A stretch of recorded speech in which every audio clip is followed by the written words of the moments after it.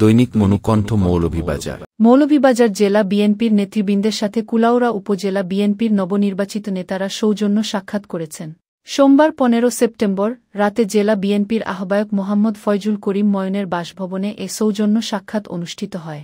এ সময় জেলা বিএনপির আহ্বায়ক ও সাবেক পৌর মেয়র মোহাম্মদ ফয়জুল করিম ময়ন, সদস্য সচিব আব্দুর রহিম রিপন, আহ্বায়ক কমিটির সদস্য ও সাবেক সাধারণ সম্পাদক মিজানুর রহমান মিজান এবং আহ্বায়ক কমিটির সদস্য মোহাম্মদ ফখরুল ইসলামকে ফুলের তোড়া দিয়ে শুভেচ্ছা জানান কুলাউড়া উপজেলা বিএনপির নবনির্বাচিত নেতৃবৃন্দ। উপস্থিত ছিলেন কুলাউড়া উপজেলা বিএনপির নবনির্বাচিত সভাপতি জয়নাল আবেদিন বাচ্চু, সিনিয়র সহসভাপতি আব্দুল জলিল জামাল, সাধারণ সম্পাদক বদরুজ্জামান ও সাংগঠনিক সম্পাদক আব্দুল মুক্তাদির মনু।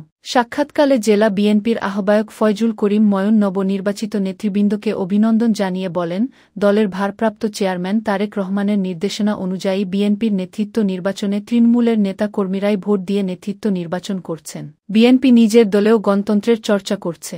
তিনি নবনির্বাচিতদের উদ্দেশ্যে বলেন, কাউন্সিলে যারা পরাজিত হয়েছেন তাদের নিয়েই সবাইকে সংগঠিত করতে হবে। মনে রাখতে হবে পদবি একটি সাংগঠনিক দায়িত্ব।